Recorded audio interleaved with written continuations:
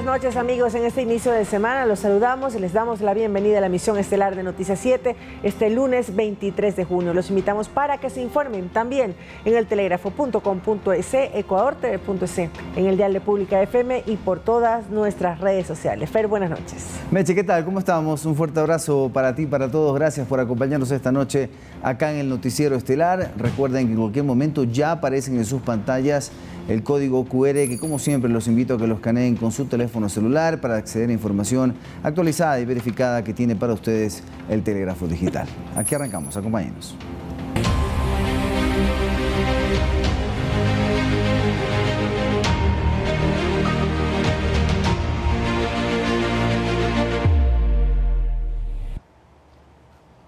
El presidente Daniel Noboa ya se encuentra en Beijing, China, donde cumplirá una agenda de trabajo y reuniones bilaterales en busca de cooperación financiera e inversión. Al otro lado del mundo ondeó la bandera ecuatoriana por el arribo de la delegación nacional a China, presidida por el primer mandatario Daniel Noboa. Este lunes fue recibido en el aeropuerto de la capital, Beijing, por autoridades de la nación asiática. Una agenda muy productiva nos espera junto al señor presidente y una delegación de ministros. China es la primera parada dentro de una gira internacional de 3 países para buscar como eje principal inversionistas que apuesten por el Ecuador en distintas áreas. Fortalecer las relaciones bilaterales, atraer inversiones sobre todo en torno a la minería, el petróleo y la energía renovable. Según la agenda oficial, la comitiva ecuatoriana se reunirá el martes con el primer ministro chino y luego el presidente dará una conferencia magistral en un importante foro económico, mientras que el viernes mantendrá una reunión bilateral con su homólogo chino Xi Jinping. China es potencia en materia energética, por eso la canciller Gabriela Sommerfield anticipó que se propondrán proyectos de inversión como el manejo de la hidroeléctrica Toachi Piratón, entre otros. Son líderes en lo que es industria solar, algo en lo que es industria eólica, pero sobre todo en transmisión. El Ecuador todavía está verde en todo lo que es inversión en transmisión. La próxima semana el presidente estará en España, donde se reunirá con el rey, y finalmente en Italia. Son agendas de alto nivel, importantes. Creo que en Italia es bueno mencionarles también que el señor presidente se reunirá con la comunidad migrante. El 7 de julio, tras 3 días de agenda personal, retornará al Ecuador, según consta en el decreto ejecutivo de su Comisión de Servicios. Lautaro Andrade Castro, Noticias 7. Y en su cuarta rueda de prensa, la portavoz oficial de Carondelet, Carolina Jaramillo, informó que el Banco Interamericano de Desarrollo entregó recursos para proyectos de energía. En el segundo anuncio se refirió a créditos que entregará el gobierno a los beneficiarios de bonos del Ministerio de Inclusión Económica y Social. La vocera oficial de Carondelet anunció 2 medidas importantes del gobierno. El primero se refiere a 12 proyectos de energía renovable, para lo cual el Banco Interamericano de Desarrollo BID otorgará una garantía de $77 millones. Los proyectos suman una potencia de 810 megavatios. Se enmarca en una línea de crédito condicional de $140 millones que tiene como objetivo reducir el riesgo país y atraer inversión privada de energías renovables. Los proyectos incluyen 6 fotovoltaicos, 2 eólicos, 3 hidroeléctricos y 1 en Galápagos. Así enfatizó que no habrán cortes de energía eléctrica. Esperamos que todos estos proyectos, que suman 810 megavatios, estarían culminándose en este mismo periodo de gobierno. El segundo anuncio corresponde a la decisión del presidente Daniel Noboa de asignar $100 millones para ampliar el presupuesto del programa de créditos para emprendedores del MIES, el mismo que está dirigido a personas que reciben bonos o pensiones. Hasta mayo del 2026 se entregarán créditos a 150,000 personas en situación de pobreza extrema y vulnerabilidad. Además, contempla el acompañamiento técnico a través de las escuelas de inclusión económica activas en las 24 provincias del país. El programa dará prioridad a mujeres jefas de hogar y jóvenes de entre 18 y 29 años de edad. Los beneficiarios pueden acceder a montos entre $660 o $1,320, equivalentes a 1 o 2 años del bono o pensión. Iván Casamen, Noticias 7.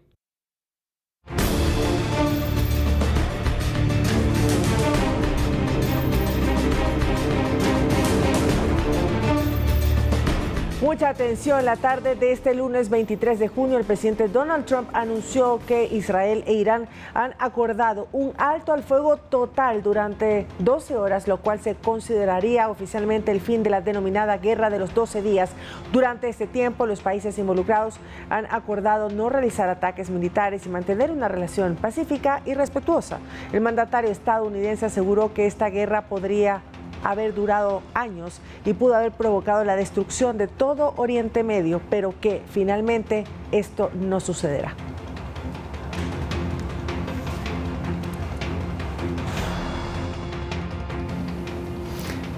Y horas antes de que se anunciara el alto al fuego, Irán confirmó oficialmente el lanzamiento de misiles contra bases militares de Estados Unidos como Qatar e Irak.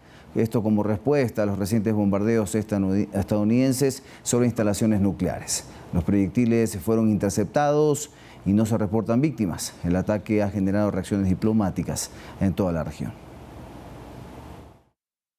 Irán confirmó este lunes que lanzó una serie de misiles balísticos contra la base aérea estadounidense Al-Udeid, ubicada en Qatar, así como contra la base de Ain al-Assad en Irak. Según Teherán, esta operación, bautizada como Anuncio de la Victoria, es una respuesta legítima al reciente ataque de Estados Unidos contra sus plantas nucleares. Minutos antes del ataque, Qatar cerró su espacio aéreo como medida preventiva tras recibir información anticipada desde Teherán. Las autoridades cataríes activaron su sistema de defensa aérea, que interceptó los misiles sin causar víctimas ni daños materiales. Posteriormente, el gobierno catarí condenó la utilización de su territorio para cualquier represalia armada y pidió a todas las partes evitar acciones que comprometan la seguridad regional.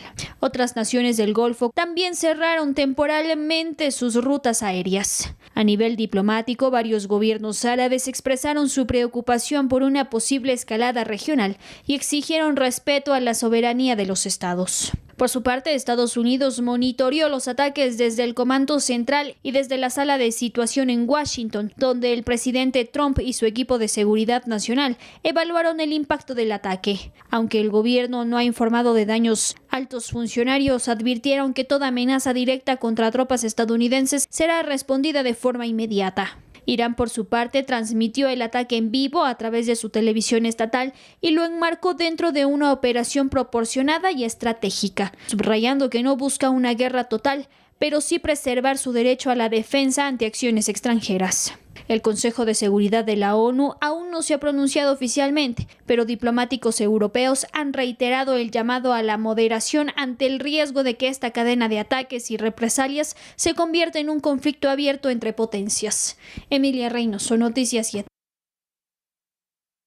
En medio de la guerra entre Israel e Irán, las alianzas internacionales cobran protagonismo. Este lunes, Irán se reunió en Moscú con altos funcionarios rusos para fortalecer su coordinación política. Mientras tanto, Estados Unidos, India y aliados árabes respaldan a Israel. En el contexto de la actual escalada militar entre Israel e Irán, se han reconfirmado y activado alianzas clave en la región y más allá. Los actores involucrados no solo definen el conflicto, sino que determinan sus posibles límites y consecuencias globales. Israel mantiene una alianza sólida y directa con Estados Unidos, su principal respaldo político y militar. El régimen iraní no puede tener un arma nuclear. Seamos claros, Irán no debe escalar. A esta relación se suman los vínculos cada vez más estrechos con India, país que ha profundizado su cooperación militar y tecnológica con Israel en los últimos años. Además, Arabia Saudita y Emiratos Árabes Unidos, aunque históricamente distanciados de Israel, han explorado avances en la normalización de relaciones alentados por Estados Unidos en el marco de los acuerdos de Abraham. Del lado contrario, Irán ha activado sus propios vínculos regionales e internacionales. Rusia ha sido uno de sus principales aliados diplomáticos. Este lunes, el canciller iraní Abbas Araghchi fue recibido en Moscú para abordar el aumento de tensiones en Medio Oriente. Tenemos relaciones duraderas, buenas y fiables con Irán. Por nuestra parte, estamos haciendo esfuerzos para brindar ayuda al pueblo iraní. En cuanto al programa nuclear iraní, Rusia ha sido un socio y un compañero.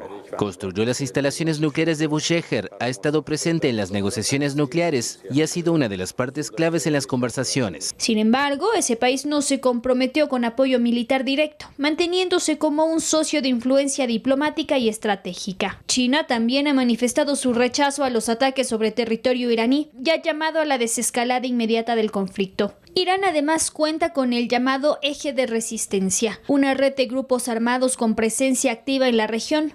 Entre ellos destacan Hezbollah en Líbano, las milicias chiitas en Irak, los hutíes en Yemen y Hamas en Gaza. Mientras Israel consolida apoyo en Occidente y con potencias emergentes como India, Irán recurre a sus socios tradicionales. Emilia Reynoso, Noticias 7.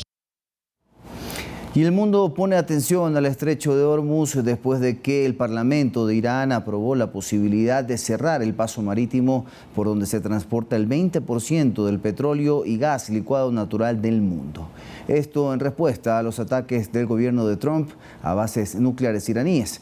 Ahora la decisión estaría en este caso en manos del Consejo de Seguridad del país de Medio Oriente.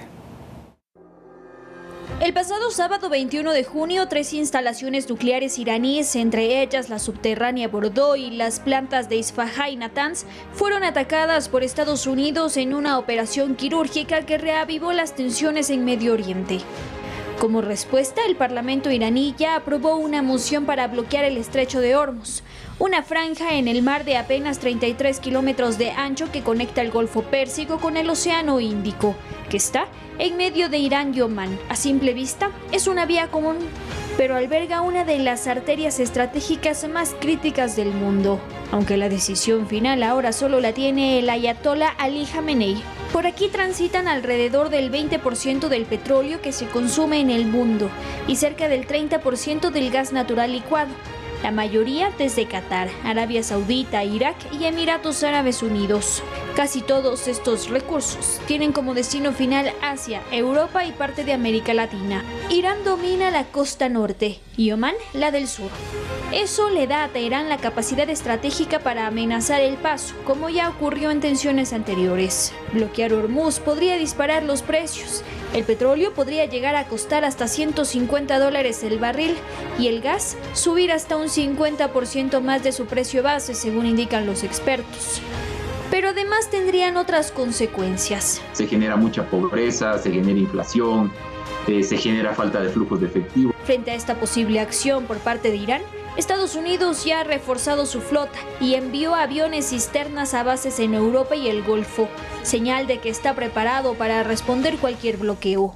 Sin embargo, la intención de cerrarlo ya se siente, y los futuros del petróleo subieron entre un 18% y un 10% en los mercados internacionales, superando ya los $80 por barril en el mercado internacional. ¿Pero hay rutas alternas? Sí, pero insuficientes.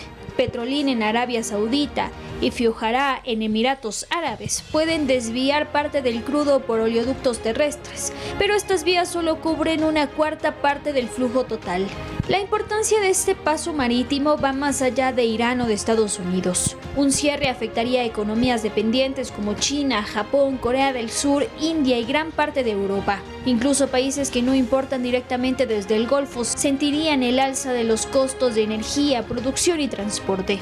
Sin embargo, expertos indican que el cierre del estrecho de Hormuz ahora no afectaría. Y hay maneras en este momento de mitigar por el incremento de producción que tienen otros países. Esta zona en el mar ha sido escenario recurrente de tensiones, especialmente desde que Estados Unidos se retiró en 2018 del acuerdo nuclear de 2015.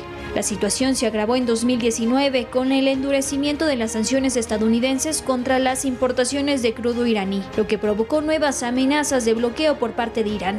En respuesta a esta presión internacional y para reducir su dependencia de Hormuz, Irán inauguró en 2021 una terminal petrolera en el mar de Omán, permitiendo que parte de sus exportaciones eviten el estrecho. Emilia Reynoso, Noticias 7.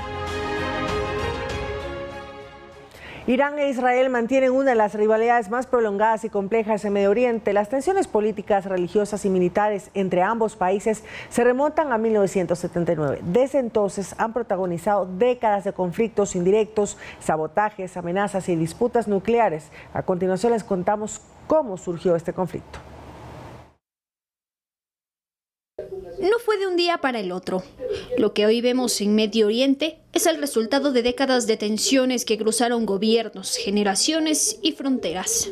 Israel e Irán ya no se enfrentan en las sombras, como solían hacerlo antes del 13 de junio. Hoy, el conflicto es abierto, directo y con consecuencias globales.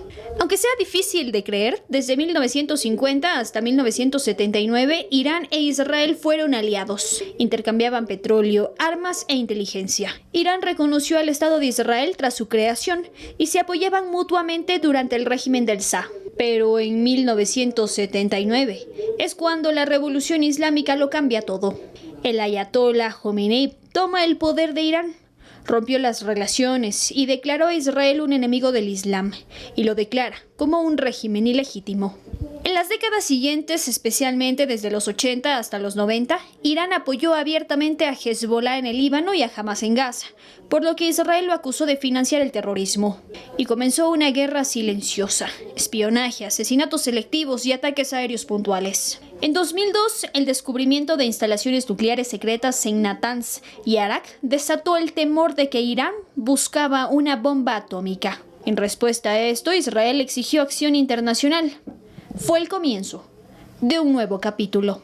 Del 2010 al 2012, Israel desarrolló una tecnología importante que la usó como arma. Se trata del virus informático Stunex, que paralizó las centrifugadoras nucleares iraníes. Varios científicos de Irán fueron asesinados en extrañas circunstancias.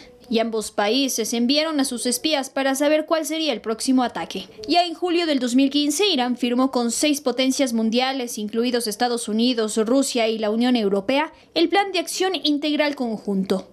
El acuerdo limitaba el enriquecimiento de uranio y establecía inspecciones estrictas a cambio del levantamiento de sanciones económicas. En 2020 fue asesinado Mohsen Fakhrizadeh, el principal científico nuclear iraní, y en octubre del 2024, Irán lanzó 200 misiles contra Israel en lo que llamó la Operación Promesa Verdadera 2. Israel respondió con una ofensiva aérea masiva. Pero lo que marca el inicio de un conflicto público es el ataque al consulado iraní en Damasco, que fue destruido por un bombardeo israelí. El 13 de junio de este año, Israel lanzó la Operación Rison Lion, bombardeando sitios estratégicos en Teherán, Isfahan y Natanz, donde murieron altos cargos militares y varios científicos. Irán respondió con más de 400 misiles y 1000 drones. Las sirenas sonaron en Tel Aviv. El saldo es devastador. Más de 600 muertos en Irán, entre ellos civiles y militares, y al menos 24 víctimas mortales en Israel. Emilia Reynoso, Noticias 7. La Cancillería informó que coordina con varios gobiernos de la región la salida de ciudadanos ecuatorianos en Israel, en vuelos que podrían organizar dichos países, esto debido al incremento del conflicto bélico con Irán. Además, se informó que gestionan para que los connacionales puedan ser incluidos en vuelos humanitarios de Italia, España y Reino Unido. La cartera de Estado indicó que 24 ecuatorianos hasta ahora han abandonado Israel y que otros 19 ciudadanos se han registrado en el consulado de Tel Aviv. El gobierno ecuatoriano ha desplegado un plan de contingencia para los ecuatorianos que están en Israel, desplegando así que estén atendiendo 24/7 la embajada de Israel, la embajada de Ecuador en Israel, y procurando que darles atención a los compatriotas que decidan volver y que se encuentren allá. Por el momento no hay reportes de ciudadanos heridos o retenidos. Al menos 25 docentes a nivel nacional han sido reubicados tras ser víctimas de extorsión por parte de grupos delictivos. Además, casi 100 maestros ya han presentado denuncias en Fiscalía. En el Ministerio de Educación se llevó a cabo una reunión con representantes del gremio para buscar soluciones a la problemática. Al Ministerio de Educación le preocupa la seguridad de sus docentes y por ello, este lunes la ministra Alegría Crespo se reunió con 14 gremios para escuchar de primera mano sus necesidades. Una de ellas, la seguridad, pues varios han dicho ser víctimas de las famosas vacunas. Justamente este ministerio ya ha tomado cartas en el asunto. La primera acción ha sido la reubicación. Pues hemos realizado ya 25 traslados de docentes para que estén seguros, para que estén tranquilos y pues se analiza si su familia también debería ser movilizada. La cartera de Educación trabaja conjuntamente con el Ministerio del Interior y el ECU 911 para agilizar denuncias de maestros extorsionados. Tenemos registrados 98 casos de docentes que han sufrido algún tipo de amenaza o extorsión. Se toman las medidas necesarias, particularmente con cada caso. Esto se suma a las acciones ya tomadas dentro del programa Comunidades Educativas y Protectoras, en conjunto con la Policía Nacional y los municipios. Hemos priorizado a 365 instituciones educativas y pues salvaguardando la seguridad con monitoreo permanente, sala espejo, la activación del ECU 911, también patrullaje de la Policía Nacional. Este programa ya ha logrado reducir la violencia en un 30%. Desde los gremios de maestros se aplaude esta decisión y también presentan sus aportes, pues dicen todos estamos involucrados. Un proyecto de escuelas de paz en el cual indica el propósito que desde la perspectiva de los maestros, estudiantes y padres de familia se presenta una solución para paliar un poco la inseguridad que existe en las comunidades educativas. La reunión contó con la participación de la asambleísta de ADN Inés de Alarcón, quien también aportará su granito de arena desde el legislativo. Estamos viendo que existe temor de parte de los docentes y justamente estamos aquí para trabajar de manera mancomunada, el ejecutivo, el legislativo y todas las áreas que le permitan a los ciudadanos tener mayor seguridad. Quien sea víctima de extorsión en el sistema educativo podrá denunciarlo a través de la página web www.ministeriodelinterior.gov.es. Edison Saavedra, Noticias 7. La ministra de Trabajo, Ivonne Núñez, dijo en una entrevista con Pública FM que se están realizando reuniones con empleadores y trabajadores para llegar a consensos dentro de las reformas a la jubilación patronal. Hasta julio se efectuarán las mesas técnicas y en agosto se obtendrán los primeros resultados. La próxima semana tengo mesas técnicas tanto en la provincia del Guayas como en la provincia de Manabí. Y así voy a estar trabajando durante lo que me resta del mes de junio y el mes de julio. Y en el mes de agosto nos vamos a sentar todos nuevamente para ver hasta dónde hemos avanzado con las propuestas. Que se hacía necesario reformar el artículo 216 en relación a que las aportaciones para la jubilación patronal no dependan exclusivamente del sector empleador. Oficialmente, la tasa de fiscalización minera entró en vigencia tras su publicación en el registro oficial. El gobierno espera recaudar al menos 200 millones para realizar actividades de control a esta actividad económica. La tasa de fiscalización y control minero está vigente desde el 20 de junio, cuando se publicó en el registro oficial. Según la resolución, la tasa deberá ser cancelada por todas las empresas desde pequeña, mediana y gran escala que realicen actividades mineras en el país. Esto también incluye a concesiones metálicas y no metálicas en etapa de exploración o explotación.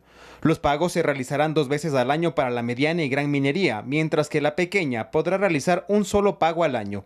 Según lo planificado, el primer corte se realizará hasta el 30 de junio y cuyo pago se podrá realizar hasta finalizar julio, mientras que el segundo corte se realizará hasta cerrar el 2025 y el pago será todo el mes de enero. Para el cálculo se toman en cuenta un porcentaje de un salario básico unificado, dependiendo si es pequeña, mediana o gran industria, y se multiplica por el número de hectáreas.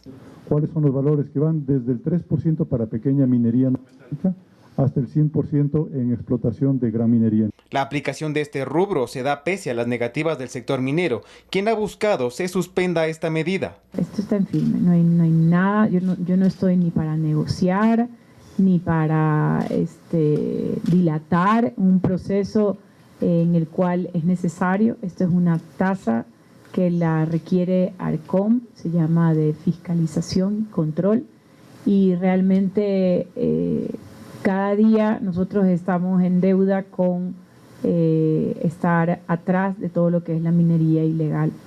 A esto se suma que ya está en vigencia también el catastro minero, que busca establecer un registro para conocer cuántas concesiones existen en el país, según las autoridades, para poner en orden la casa. Edison Saavedra, Noticias 7. Amigos televidentes, es momento de hacer una pequeña pausa.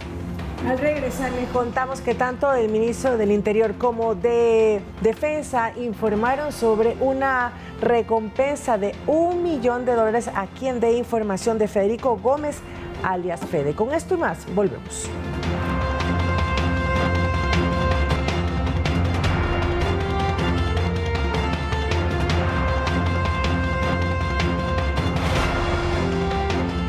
Regresamos con más información y arrancamos este nuevo bloque con operativos en acción.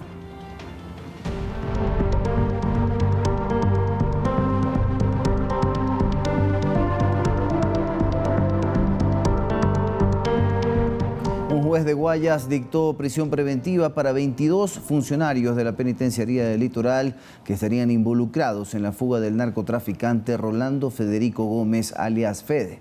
El presidente Daniel Noboa calificó su accionar como traición.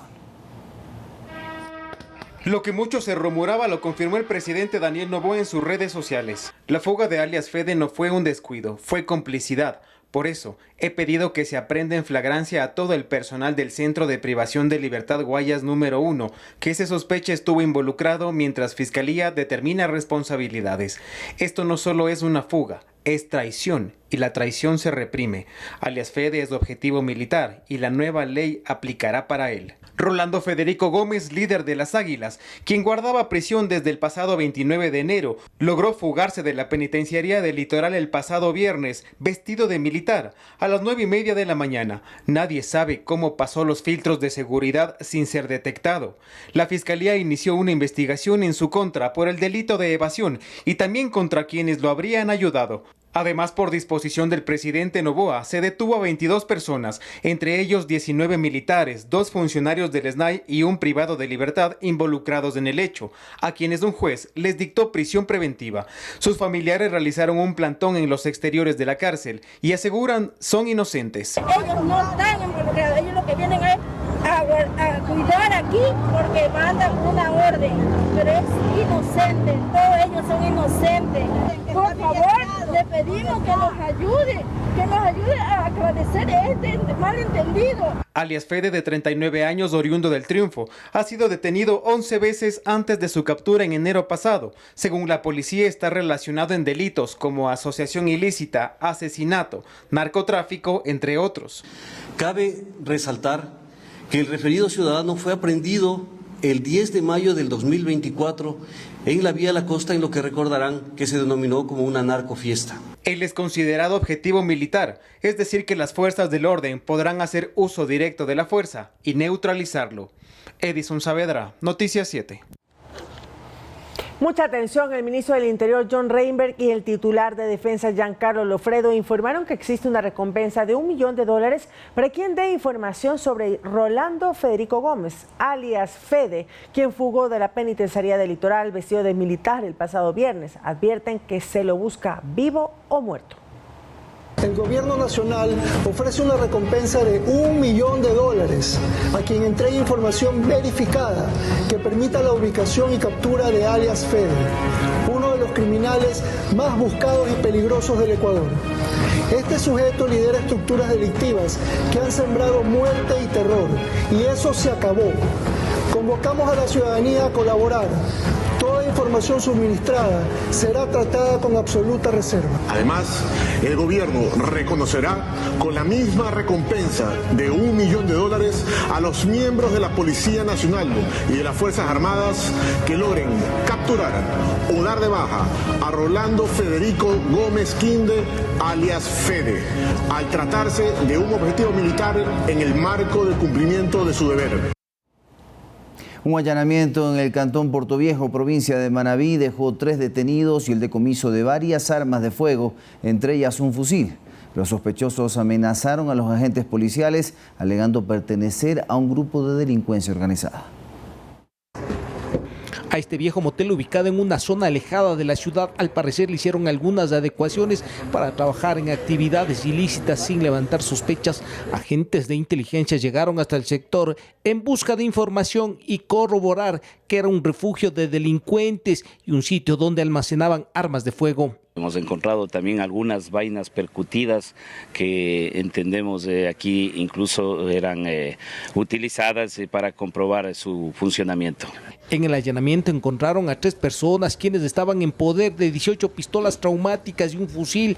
Según las verificaciones, el lugar funcionaba como un taller clandestino donde modificaban dichas armas para convertirlas en letales. Además de una gran cantidad de munición que de las investigaciones investigaciones que nosotros estamos haciendo se podrá determinar si algunas de ellas participaron o fueron parte del cometimiento de otros delitos, particularmente varios sicariatos. La policía denunció que los agentes fueron amenazados por los sospechosos, quienes buscaron evadir a la justicia señalando que pertenecían a un grupo de delincuencia organizada con presencia en la provincia de Manabí, que es preferible que se vayan, que no han visto ni encontrado nada. Pero eso da cuenta también de la valentía que tienen nuestros policías, que no se dejan amedrentar. Un importante golpe al accionar de las organizaciones criminales que han encontrado la forma de convertir armas traumáticas en letales. Iván Casamen, Noticias 7. El ex vicepresidente Jorge G. está a la espera de que la justicia resuelva si lo sentencia por peculado en el caso de reconstrucción de Manabí. El ex funcionario de Estado está en la cárcel desde el 2017 y ha recibido 2 condenas previas por corrupción. Una recapitulación de inmediato. El próximo lunes 30 de junio, el ex vicepresidente Jorge G. conocerá si recibe su tercera sentencia por corrupción. Desde el 2017 está inmerso en procesos judiciales por irregularidades que cometió y habría cometido en su etapa como vicepresidente en la década pasada. En su más reciente juicio, la Fiscalía lo acusa de supuestamente abusar de fondos públicos de la Ley de Solidaridad, destinada a proyectos de reconstrucción por los daños del terremoto del 16 de abril de 2016. Pues Jorge G. y el exsecretario técnico para la reconstrucción, Carlos B., habrían aprobado 584 proyectos sin sustento técnico que no eran prioritarios, no estaban en zonas damnificadas o que habían sido concebidos años antes del sismo. Todos ellos financiados presuntamente con el aporte de los ecuatorianos para reconstruir la provincia de Manabí, y el perjuicio al Estado habría sido de $225 millones. La Fiscalía solicita al juez la pena máxima por peculado, es decir, 13 años de prisión. Esta sentencia se sumaría a los 6 años por cohecho en el caso Odebrecht. En esa causa, concluida en 2017, la justicia determinó que el ex vicepresidente participó en un esquema de corrupción en el que se otorgaron contratos a la empresa internacional tras el pago de sobornos por un perjuicio de $33 millones para el Estado. Dichos proyectos son el poliducto Pascuales-Cuenca, el trasvase Daule-Vinces, el proyecto hidroeléctrico Mandariacu, la refinería del Pacífico y el acueducto La Esperanza. Mientras que la segunda sentencia a Jorge G. fue de 8 años por el caso Sobornos, en el que se lo declaró culpable de asociación ilícita por acordar coimas que empresas privadas entregaron en instituciones públicas de los sectores estratégicos mediante el denominado cruce de facturas. Ese dinero fue considerado como un aporte económico para la agrupación política del ex vicepresidente y de otros funcionarios de Estado. Por eso, si a finales del mes lo vuelven a sentenciar, Jorge G. permanecería al menos una década más en la cárcel, donde actualmente está recluido. Lautaro Andrade Castro, Noticias 7.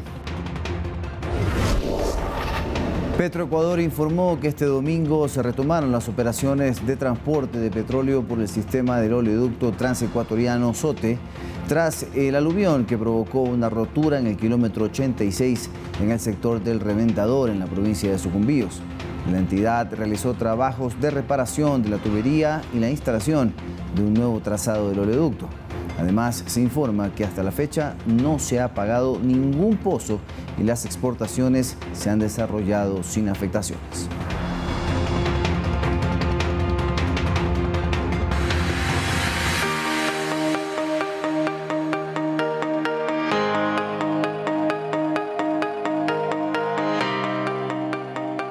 Con el sueño y el objetivo de empoderar e independizar a las mujeres, la primera dama del Ecuador, Lavinia Balbonesi, creó la Fundación Proyecto Ana. En año y medio, Ana ha crecido y se encuentra en 8 provincias del Ecuador y con programas que mes a mes se renuevan.